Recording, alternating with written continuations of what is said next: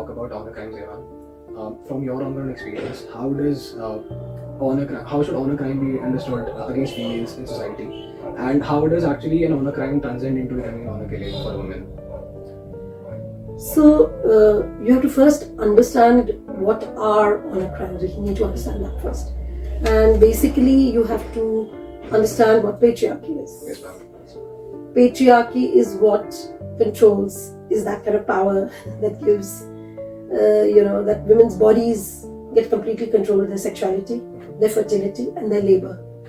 So women's bodies, in a way, become repositories of honor, and men become the controllers of it. Yes, ma'am.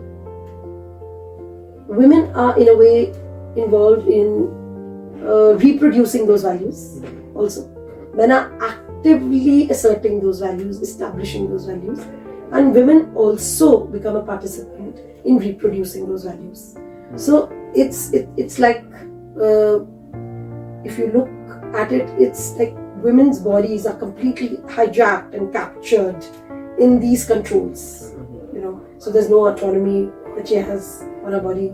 She has no autonomy on who she chooses to be with, to sleep with, to marry, how many children she should have, and who should the child be, male, female, many times she has no right. And no control over her labor.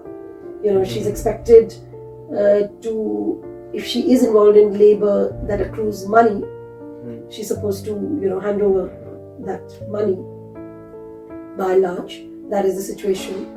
And most of her labor is unpaid labor. Yes, ma'am. Yes. So in this kind of a scenario, let's try to understand what is meant by honor crimes. So now, if you look at a human rights framework, everybody is born free and born equal. If you look at the Indian Constitution, you have Article 14, equal protection under the law. You have Article 15, you have Article 17, which is abolition of untouchability. You have Article 19, where all your choices come in, all your freedoms come in, and that's the core. And Article 21 is a life with dignity. It's related to a life and liberty with dignity. And let's not forget these days, the particular context that we live in, Article 25. It's, to practice, profess, whichever religion I wish to be in. All these things are connected to women's bodies and honor crimes. We have to understand that, because that is the obstruction in a patriarchal traditional society, the obstructions towards being fully human, towards exercising my constitutional rights, that's snatched away within a traditional patriarchal family. And basically, honor crimes happen. Let's look at natal home violence. It happens in the house, it happens in the family. So it is natal home violence. So what are the occasions that natal home violence happens and which fall into a category of honor crime? Women have to live in boundaries. Say for instance, there's a curfew time. It's set. This is the boundary. You cannot break it. Not for nothing that Sita, the myth of Sita, violating the line drawn by Lakshmana. She violated it, and then it becomes a kind of example through centuries. That myth continues, that if you break your boundaries that has been set, then there's danger, there's such risk, there's a Ravan out there, to take you away. So that kind of women have all these structural boundaries, that you cannot come beyond this hour, you have to be home before this hour. And this boundary that restricts women's movements, because that is what controls your movement, is what controls your sexuality, your fertility, and labor, because it's unpaid labor. If you keep going around, you're roaming around, then who will cook the food? Who will feed the children? Who will do all the care work? Women are involved in enormous care work.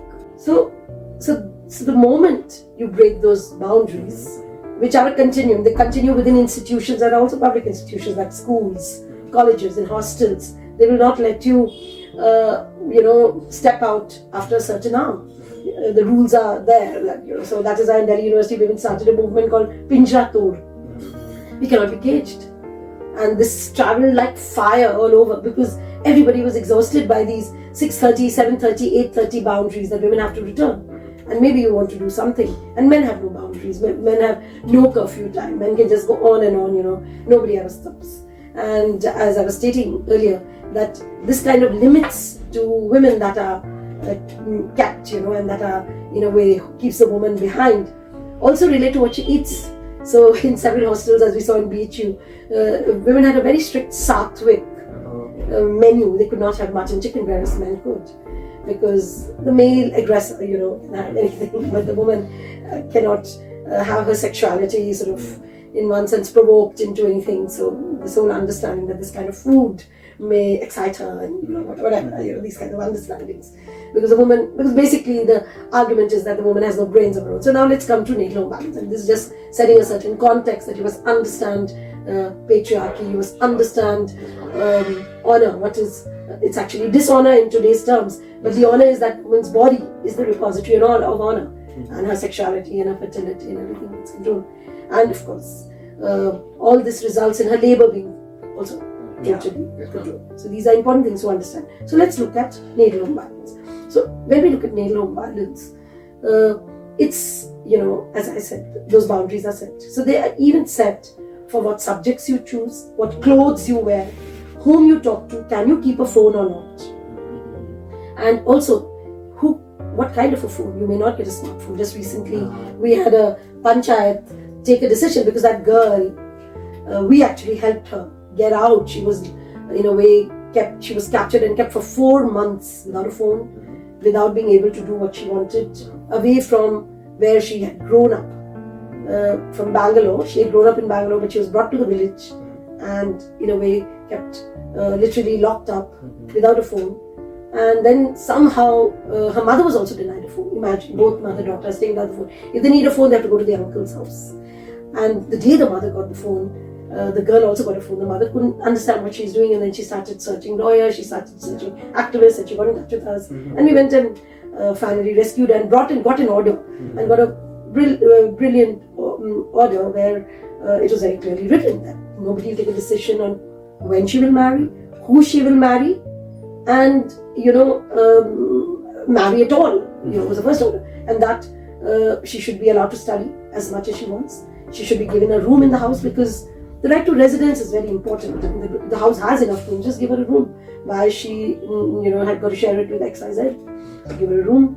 And also we managed to also get this in that the parents are completely controlled by the family, which is spearheading the Samaj, that particular community, Samaj. So the girl continuously said that my parents have no mind of their own, they're dictated by my uncles. So we also got that let the relatives not interfere in her life. So that kind of an order, and she managed to move out from that situation. So what we need to understand is natal home violence is actually an attack on all your freedoms. Yes, so it's an attack on all your choices. So luckily, we have the Protection of Women for Domestic Violence Act, where natal home violence has been defined, and a girl can, of course, move the court and get an injunction, or if at all, go into a counselling session with DALSA, with District Legal Services Authority. That is what we did in this particular case. We took the matter up to DALSA. We said, call the parents, and let her, and just free her. Please remember, the parents become the intimate enemy of the woman. Yes, ma'am. They're very close to her. She many times feels she has no life without her family and her parents. At the same time, they're controlling her completely. And not just this, please understand, these days, a lot of young men and women are undergoing a self-determinism. I'm born man, but I don't think I'm man, I think I'm woman. I think I'm neither man or woman. Or I'm born woman, I don't think I'm woman. I think I'm man, or I'm neither man or woman. I'm queer. So this kind of self-determinism, and when the woman is too assertive, she wants to be woman, only, but she's too assertive. Or if I'm involved in some sort of rethinking of my existence, who I am, parents take you in for electric shocks Yes, ma'am. before declaring you mad. Remember, it also happens in marital home violence, where it's the easiest thing to declare a woman mad. When she's assertive, she's citing, जगड़ालू औरत है, बहुत लड़ती है, इसका तो दिमाग खराब है. So it's the same thing for Negro. बहुत लड़ती है, बहुत झगड़ती है, इसको बस भागना है, फोन ही देखना है, and all that. These become the reasons to take a girl. So the problem is that families are not willing to respect her constitutional rights, respect her as a human being, Yes, ma'am. treat her as that conservative woman. Her womanhood has to be as defined traditionally.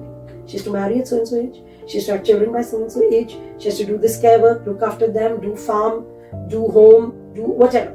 And even if it's a family which may agree that she does a job, it doesn't mean that she may have cooperation of a certain extent. Even if she's doing a job, she at the end of the day will have to marry so and so or wear such clothes only. These are a lot of things, and many times it's even choice of subjects we see in very young girls who come to us. So today this topic has become very important, natal home violence, which is the basis for the honor crime, which may lead to honor killing. The basis is, as I've said it, but restated, that it's the woman's position in that house, which is being completely controlled, the girl's position in that house. Now, what you need to also understand that while we have laws, we have the Domestic Violence Act, which is really an excellent protective mechanism, which a lot of people don't know. Tragedy is that it came in 2005 and it's been implemented since 2006. But look at the number of years, despite it being in its 20th year. Not many people know that there are protection officers, there's service providers, and even the police has to respect your choices. You cannot force you and send you back. So, if any woman who can foresee this kind of violence against her, so she can prevent it from becoming an honor crime by moving to protection officers, service providers, or just get in touch with NGOs, get in touch with the police, dial 100, and somebody will be at your doorstep. Now, don't you think that the police may come and help you? The police may end up just supporting the parents. But what we tell the women, break that silence on the denial of your rights. Break that silence. So when you break that silence, there is a backlash. And also remember, how do you control patriarchy? How does patriarchy remain in control of all the women? Through violence. So there is a lot of violence. And the violence is could be simply locking up and denying a telephone, to being beaten up black and blue, to being taken for these electric shocks, to being killed. It could be anything. And it expresses itself most when a woman would like to associate herself, perhaps marry, perhaps not marry, with a boy. And the boy is not of the choice of the family. The boy is of another caste. The boy is of another religion. That's not acceptable. And that's when the worst, because you can't sleep with whom you've decided. Please remember what Ambedkar said. In our society, it's mostly endogamy, which is a woman cannot marry anybody, quote unquote, of caste, lower, quote unquote, that was. So a so-called Savarna woman, if she marries a Dalit boy, that's not endogamy. That's exogamy. So that's not allowed. A Savarna woman's womb cannot carry a Dalit man's child. That is where backlash is so severe that it can lead to killing both the boy and the girl. And we have plenty of cases. And it's very tragic because many times we have prevented it. Many times couples have got in touch with us. And despite Lata Singh is 2005. Lata Singh lives in jail. Lata Singh is from amongst us. But Lata Singh, what she faced, and she chose not to marry a person of her caste, but another Savarna caste. Then her brothers, you must understand that the honor crime is not just against the woman or just the boy whom the woman wishes to be associated with, but it is also against the family of that boy, the entire family. And it begins with the police. The police behaves like the private police of that particular, girl's family. If she and the boy leave, then they are willing to file a false report. False reports get filed. That one is that this boy has kidnapped the girl and raped her. One is that. And these days, in order to ensure that the girl also gets caught and cannot get out of the clutches, they put theft. She ran away with so many jewels. So, like I was saying, for Lata Singh, the whole family of her husband was sent to jail. All the sisters of her husband, even one or two sisters and even little children, they were all sent to jail. There were false cases against them. Not just that, since they were from the same village, all their land was also usurped by her brothers. They were so powerful. Politically, it was through the police. Lata Singh had nowhere to go. They shifted to Rajasthan, but the Rajasthan police could not have helped her. So she went to the National Women's Commission and she moved to the Supreme Court. And that's where this fantastic judgment came. And it's very clear that the parents cannot cause any harm to the boy, to the girl and the boy. And if they're not happy, finish the relationship. But you cannot harm them. And they also say, in that order very clearly state to the DM and the SP that you have to be proactive in these cases. Yes, ma'am. You have to assist. But Lata Singh came and it was really wonderful, but there was just no DM, no SP followed it. Our struggles remained.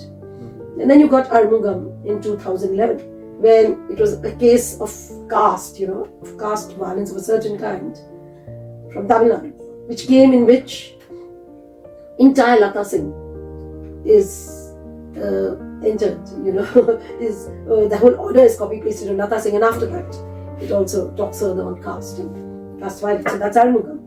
Okay. And after that you get Shakti Vahini after many, many years. But Shakti Vahini is just not being implemented. Where are the couple shelter homes? Let's ask that. They may have appointed nodal officers. Because Shakti Vahini also says have nodal officers. Yes, ma'am. So you may have appointed some nodal police officers, but have you trained them? They may also end up wanting the girl to go back to her family. So every district is supposed to have a nodal officer, and reports are supposed to be collected regularly. And there's supposed to be couple shelter homes where there are no couple shelter homes. In Rajasthan, last year, after Shakti Vahini, in order to implement Shakti Vahini, we got yet another order, and that was detailing out the Shakti Vahini order for the Rajasthan police in the Suman Meena case. Okay. So further, the judge went through everything, asking Samir Jain that please implement this, and he also said he'd like to monitor it. So on the one hand, we have a large number of women's desks. We have many counselling centres. Yes, ma'am. We have one-stop crisis centre, post Nirbhaya. We have short stay homes under the PWDVA. We have three mechanisms. You have the protection officer, who have to assist the courts. Yes, ma'am. The civil courts, where injunctions can be got from. They have to also go and do the inquiry. You have the service providers, who could be NGOs. You have the counsellors, and you have the short stay homes. You have everything. But despite women's desks, counselling centres, one-stop crisis centres, protection officers, service providers, counsellors, short stay homes, and many other, like the commissions. Every state, you have lots of state commissions, you have women's commissions, you have children's commissions also. Yet, choice, if the choice is interreligious, it is brazenly called love jihad. If the male is a Muslim, that's very violated. That's painting somebody's intimate relationship in a very negative term. Yes, ma'am. So when I said Article 25, I particularly said it because most of the quote-unquote freedom of religion laws, which are actually anti-conversion laws, have such stringent provisions for choice marriages if they're interreligious. Such stringent provisions. The recourse of Special Marriages Act. I mean, we always thought the Special Marriages Act was so great. Yeah. But the recourse of Special Marriages Act means wait 30 days. Who's willing to wait 30 days? Yes, ma'am. And then there is a notice which is put publicly. That's the law. Yes, ma'am. And then an inquiry which goes to the parents. Okay, most high courts have said you don't need to disclose who the girl is marrying. You don't need to disclose, shield that information. Just send the information regarding, the little inquiry that you have to do about the girl and the inquiry about the boy. But there is a public notice, and religious groups come together and try to stop these marriages. They threaten the girl and the boy. They even threaten the notary public who may, sign on the affidavit. They even threaten lawyers. So interreligious marriages, if they are a Muslim man marrying a Hindu girl, can take very violent overtones. Similarly, intercaste marriages can become so violent. I mean, there's the Pachlasa case that happened about 8-9 years ago in Dungarpur. The girl returned after 9 years. A dominant community, Savarna girl, married an OBC boy from her own village. She never came for 8-9 years. After 8-9 years, she returned home to her in-laws' house. And day one passes okay, day two, all the men of the family arrive. Somehow the girl is hiding. They get into the house, the girl is hiding. She's also pregnant. They drag her into the central point of the village and they burn her alive. Yes, some judgment has come there. All the people who were involved in calling the panchayat and doing all this, a lot of them did not come under the radar of the police, except for the girl's brother and a few others. Nobody else got convicted. So special marriages would be very good if this 30-day notice goes. So the reform has to come. So the last thing I want to say that women's movement has presented a honor crimes law way back in 2009. But it went up to the law. I mean, the law commission took it up. The law commission never gave a robust understanding. Yet there was a report. Rajasthan was one of the first states in 2019. On August 5th, they passed the honor crimes law. They passed 2 laws, honor crimes and lynching law. To date, both the laws have not been signed by the President of India because it was sent to the President of India. It just didn't get signed. So it was a very minimalistic law. It was extremely problematic also. Yet there would have been a law. So it has been snuffed, even before it was born, by these so-called delay tactics. So you must understand that if we have to fight honor crimes and honor killing, we have to fight at various levels. We have to fight at the level of the police attitude, because which is the space, which is the authority that the woman will rush to? So police. The police has to have a certain neutrality. The police has to implement the law, but the police also enters into their caste mode. Yes, ma'am. Yeah. Or become the private party of the parents, irrespective of caste, and play accordingly. So we have to work a lot with the police. We have to work a lot with these mechanisms, whether it's the protection officer. We can't give up on them. Whether it's service providers, these short stay homes, who don't hand over the woman to her parents when she comes. One-stop crisis center, women's desk, as they exist in Rajasthan, the Mahila Salah Suraksha Kendra, the counseling centers that exist. What about the commissions? We need to talk about all the Human Rights Commission, the Women's Commission. We need to somewhere access them, improve them, and DALSA. DALSA is becoming a very important body. So we have to work at multiple levels somewhere to ensure that women get justice and women can be also with similar freedoms as men have, including the right to choice. Yes, ma'am. Right to choice, not just right to choice in what I study, how much I study, when I come home, when I don't come home, what clothes I wear, as well as choices of whom I will make my friends and whom I will marry, whom I will sleep with, whose children I want to bear, Yes, ma'am. and whether I want to be boy or girl. That those choices, and I know, has this assertion, this kind of freedom can only be obtained when you struggle, when you fight. And lastly, Yes, ma'am. let's talk about the government of India.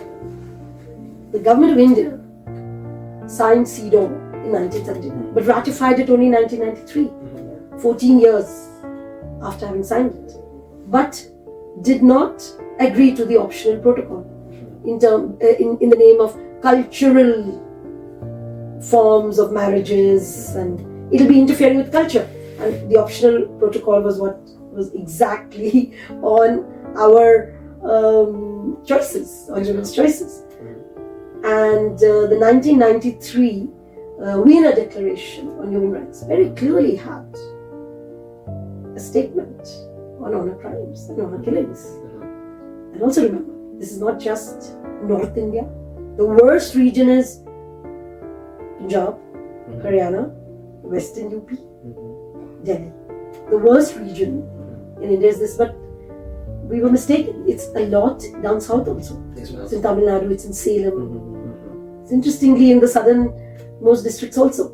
And of course, other parts of North India, but it doesn't restrict here. It's all over South Asia. It's in Pakistan, it's in Nepal, it's in Bangladesh, it's in Sri Lanka, it's in Bhutan. Sri Lanka is better. So we have to see it as, a regional issue, a national issue, a local issue, and I think women's bodies, the struggle for women to liberate their bodies, the struggle of women to be autonomous. Yes, ma'am. That was the slogan of the Nirbhaya. Nobody questioned Nirbhaya. Who was she seeing the film with? She was with a boyfriend. Nobody questioned it. They just said, why the city is not safe. Yes. So that autonomous principle that got raised with Nirbhaya, where she wanted to live, she wrote that. She was dying and she wrote on a piece of paper to her mother, but I want to live. She didn't become that very kamzor aurat who after being so badly, brutally ganged wants to die. That's what Indian cinema taught us. This sort of virginity and preserving yourself for the men. This notion of virginity is outrageous. It's completely outrageous. It's all connected. Yes, ma'am. It's about women's sexuality. So nobody questioned it. And I think there was a very strong emergence of a certain voice of the younger generation. Just my heart sank when I heard that what happened to her. It's very sad. But okay, so again, it was such a nice experience to interact with you, ma'am. On the parting note, if you have anything for the law students particularly, because so what I want to tell young boys and young girls. Yes, ma'am. Young boys, you are a brother to a sister. I think you must respect your sister's choices. Learn to respect her as a human being. Knock off that so-called honor of caste, religion, the glory of being in so-and-so religion. Knock that off. For young girls, I think you have to learn to break the silence. You have to learn to argue out your case. There will be complete denial all around. This is bad, this is not too good, rejection. But if you're truthful, then reach out to all the institutions. At the maximum, you'll expose them. Look for women's institutions, women's feminist collectives, women's groups. Go to the mechanisms like counseling centers, protection officers, the police station. Go and file a report. Go and leave an application. Yes, the police may just call up the family and hand you over and you may get beaten black and blue. Don't think that you're still alone. Fight it out. Just don't give up.